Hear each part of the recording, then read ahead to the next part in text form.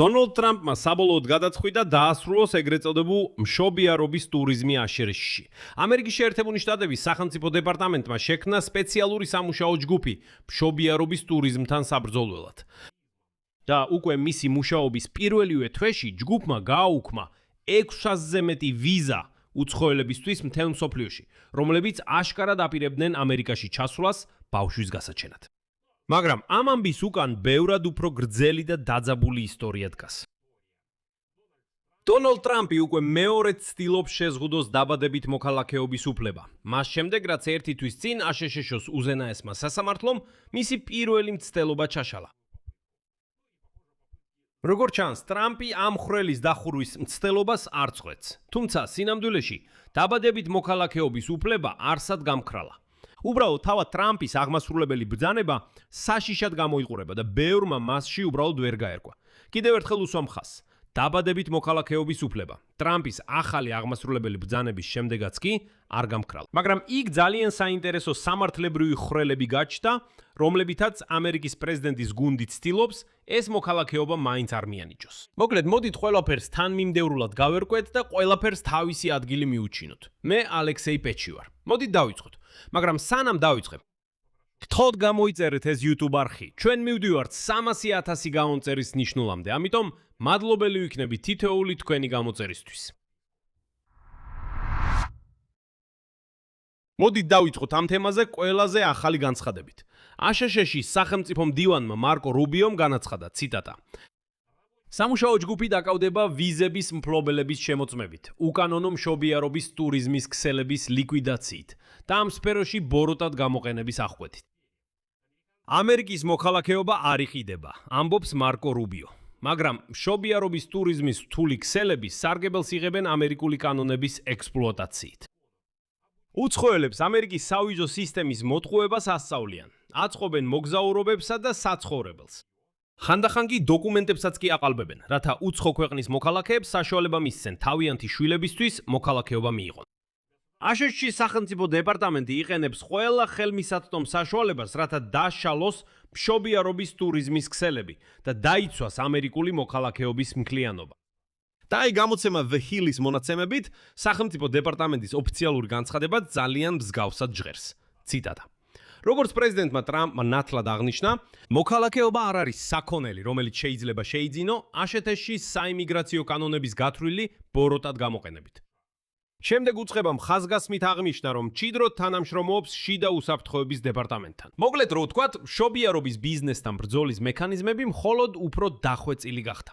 მაგრამ ნუ იჩქარებთ დასკვნების გამოტანას. აქ მნიშვნელოვანია გავიგოთ საერთოდ საიდან გაჩნდა ეს სახელმწიფო დეპარტამენტის სამუშაო ჯგუფი, რომელიც ებრძვის, როგორც ისინი უწოდებენ, მშობიარობის ბიზნესს. რადგან თუ ბექგრაუნდი არ ვიცით, ისტორია გაუგებარია, თუმცა სინამდვილეში ძალიან საინტერესოა. ესე იგი, 6 აგვისტოს დონალდ ტრამპმა ერთდროულად 2 განკარგულება მოაწერა ხელი. ისინი ასე ქვია, სიტყვა სიტყვით. პირველი განკარგულება: ამერიკული მოქალაქეობის მნიშვნელობისა და ღირებულების დაცვა გრძელდება. და მეორე: სამშობიარო ტურიზმის შეწყვეტა. და ეს სხვათა შორის მისი პირველი მცდელობა არ არის. ზუსტად ერთი თვით ადრე, 2026 წლის 30 ივნისს. აშშ-ში უზენაესმა სასამართლომ საქმეზე ტრამპი ბარბარას წინააღმდეგ დაადგინა, რომ აშშ-ის კონსტიტუცია მოქალაქეობას ანიჭებს იმ ბავშვებს, რომლებიც აშშ-ის ტერიტორიაზე მშობლებისგან იბადებიან. ეს იყო დონალდ ტრამპის 2025 წლის იანვრის პირველი ბრძანებულების სრული დამარცხება, რომელიც ცდილობდა მოქალაქეობა წაერთმია ყველა ბავშვისთვის ლეგალური მიგრანტებისა და დროებითი სტატუსის მქონე პირებისთვის. მაშინ ეს არ გამოუვიდა, მაგრამ ტრამპი, როგორც ამბობენ, არ დანებდა. მეორე მცდელობა ბევრად ფრთხილია და ამიტომაც ბევრად უფრო საინტერესოა. იურისტების ინფორმაციით, ამერიკის პრეზიდენტის ახალი ბრძანება არ ცდილობს გააუქმოს დაბადებით მოქალაქეობის უფლება. ამის ნაცვლად ის მიზნად ისახავს ვიზის პროცესს იმ ადამიანებისთვის, ვინც სპეციალურად ქვეყანას შემოდის, რათა ამერიკის მიწაზე შვილი გააჩინოს. როგორც ჩანს, ისინი ამბობენ: კარგი, ჩვენ ვტოვებთ დაბადებით მოქალაქეობის უფლებას, მაგრამ ვეცდებით არ შეუშვათ მშობიარეები, ქალები, რომლებიც ამერიკაში აპირებენ შვილის გაჩენას. პირველი ბრძანება ამ უფლების აღიარებულ გამონაკლისებს ამცირებს. მეორე პირდაპირ ავალებს სახელმწიფო დეპარტამენტსა და უსაფრთხოების სამინისტროს უარი თქვან ვიზების გაცემაზე. ან გააუქმონ ისინი, თუ არსებობს საფუძველი. ვიფიქროთ, რომ მოგზაურობის მიზანი სწორედ აშშ-ის ტერიტორიაზე ბავშვის გაჩენა. ახლა კონკრეტულად ვის ეხება დონალდ ტრამპის ახალი განკარგულება და აქ სიზუსტე მნიშვნელოვანია. იმიტომ რომ იცით პირველი რეპორტაჟები ბევრ მედია საშუალებაში ბევრ ამეს ამარტივებდა. ბევრ ამეს თვალს აცილებდნენ და ისე გამოდიოდა თითქოს ყველას სრული აკრძალვა. არა. მოდით გავარკვიოთ. იმიგრაციის სპეციალისტების მონაცემებით განკარგულება გამოიყენება მხოლოდ იმ შემთხვევაში, როცა არც ერთი მშობელი არ არის აშშ-ის მოქალაქე. თუ მაინც და მაინც ერთი მშობელი მოხდება ჩამოთვლილ კატეგორიებიდან ერთ-ერთში. აი ეს მნიშვნელოვანია. და შემდეგ ვიწრებთ ამ კატეგორიებში გარკვევას. პირველი კატეგორია, ციტატა, მტრული უცხოელი. და ეს განისაზღვრება ვიწროდ. ეს არის ორგანიზაციის წევრი, რომელიც ოფიციალურად აღიარებულია უცხოურ ტერორისტულ ორგანიზაციად კანონით. ან ადამიანი, რომელსაც აქვს სპეციალურად განსაზღვრული გლობალური ტერორისტის სტატუსი. აქ ტრამპის ადმინისტრაციის ლოგიკით შეიძლება მოხდნენ მშობლები დაკავშირებული ისეთ ჯგუფებთან, როგორიცაა ანტიფა ან ტრენდე არაგვა. ანუ თუ ადამიანები რაიმე ფორმით, საერთოდ როგორმე ახლოს არიან დაკავშირებულნი ტერორისტულ მოძრაობასთან, ან იმასთან, რაც აშშ-ში აღიარებულია ტერორისტულ მოძრაობად, მათ უბრალოდ არ უშვებენ ქვეყანაში. სულ ესაა. და მეორე კატეგორია უცხო ქვეყნების მთავრობის თანამშრომლები, რომლებიც მუშაობენ აშშ-ში, მაგალითად საელჩოსა და საკონსულოს პერსონალი. ეს კი საერთოდ საინტერესო პუნქტია, ანუ საელჩოსა და საკონსულოს ყველა თანამშრომელი და მათი ოჯახის წევრები, რომლებიც ცხოვრობენ და მუშაობენ აშშ-ში, ანუ ვინც შეიძლება მათთან ჩამოვიდეს, უნდა დატოვონ ამერიკის შეერთებული შტატები ბავშვის გასაჩენად. მესამე კატეგორია, ყველაზე საინტერესო და ეს დეტალია, რომელიც გამორჩათ, უბრალოდ ადრეულ მიმომხილველთა უმეტესობა. ადამიანები, რომლებმაც კომერციული გარიგება გააფორმეს მოქალაქეობის ყიდვის ან დაბადებით მოქალაქეობაზე ცდომის მისაღებად, ძალიან საინტერესო მომენტია. აქ პირდაპირ შედის ანაზღაურებადი სუროგატული შეთანხმებები უცხოელი მშობლების მონაწილეობით. განსაკუთრებით აღსანიშნავია, რომ ბრძანება ზღუდავს მოქალაქეობას იმ ამერიკულ ტერიტორიებზე დაბადებულთათვის, სადაც ეს ფედერალური კანონით არ არის განსაზღვრული.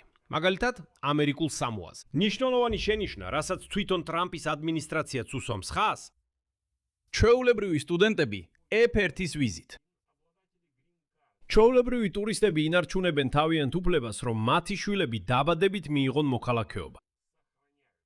ეს, როგორც მიხვდით, შესამჩნევად უფრო ვიწროა, ვიდრე 2025 წლის იანვრის ბრძანება. და ამჟამად არაფერი იცვლება.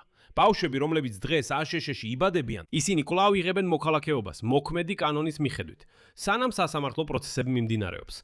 უწყებებს აქვთ 30 დღე, რომ გამოსცენ დეტალური ინსტრუქციები გამოყენების შესახებ. ეხლა კი განვიხილოთ იურიდიული ბრძოლა, რომელიც უკვე მიმდინარეობს. 11 აგვისტოს ამერიკის სამოქალაქო თავისუფლებათა კავშირმა, იგივე ორგანიზაციამ, რომელმაც ერთი თვის წინ ტრამპთან საქმე უზენაეს სასამართლოში მოიგო, უკვე ახალი ბრძანებებიც გაასაჩივრა. ეს არ არის ახალი სარჩელი, არამედ შუამდგომლობა იმავე ნიუ-ჰემპშირის ფედერალურ სასამართლოში. თხოვნით იმ მოსამართლეს, რომელმაც უკვე გამოიტანა გადაწყვეტილება წინა კოლექტიურ სარჩელზე. პირდაპირ დაადასტუროს, რომ მთავრობას არ შეუძლია კოლექტიური სარჩელის წევრებს მოქალაქეობა ახალი ბრძანებებით წაართვას. საინტერესოა, რომ იმიგრაციის პოლიტიკის ანალიტიკოსები აღნიშნავენ, რომ ტრამპის ახალი ბრძანებები ღიად უგულებელყოფს უზენაესის სასამართლოს გადაწყვეტილებას, რომელიც ერთი თვის წინ იქნა მიღებული. ამიტომ უზენაესმა სასამართლომ ძალიან სწრაფად უნდა ჩაერიოს, რათა უზრუნველყოს თავისი წინა გადაწყვეტილების შესრულება. არსებობს იურიდიული ანალიზიც, რომელიც აჩვენებს მთლიანი ამ ტრამპისეული კონსტრუქციის სუსტ მხარეს. მაგალითად, გამოცემა The New Republic აღნიშნავს, რომ ჯგუფის უცხოურ ტერორისტულ ორგანიზაციად აღიარება კონგრესის აქტისა და აღმასრულებელი ხელისუფლების გადაწყვეტილების შედეგია.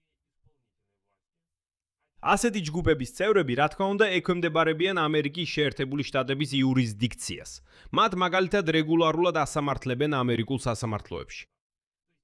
ანუ თავად ლოგიკა იმისა, რომ ასეთი ჯგუფების წევრების შვილებს მოქალაქეობა არ მიენიჭოთ, ლოგიკურად საკამათოა. რატომ? თუ მშობელი ექვემდებარება ამერიკულ სასამართლოს, ეს ნიშნავს, რომ ის ამერიკის შეერთებული შტატების იურისდიქციაშია. და სწორედ ამ პირობას ითხოვს მე-14 შესწორება მოქალაქეობის მინიჭებისთვის. გესმით? ეს არის იურიდიული კოლიზია. თუ ადამიანი ექვემდებარება ამერიკის შეერთებული შტატების იურისდიქციას, მაშ სადამე მისი შვილიც ასევე ექვემდებარება ამ იურისდიქციას და უნდა მიიღოს აშშ-ის მოქალაქეობა. შედეგი. ფორმალურად დღევანდელი ამბავი სახელმწიფო დეპარტამენტის სამუშაო ჯგუფისა და 600-ს გაუქმებული ვიზის შესახებ, მხოლოდ ბევრად უფრო მასშტაბური და უკვე ორჯერ სასამართლოში დამარცხებული დონალდ ტრამპის კამპანიის მცირე ნაწილია, რომელიც მიმართულია დაბადებით მოქალაქეობის წინააღმდეგ. მისი პირველი მცდელობა 2025 წლის იანვარში უზენაესმა სასამართლომ გაანადგურა ამ წლის ივნისში.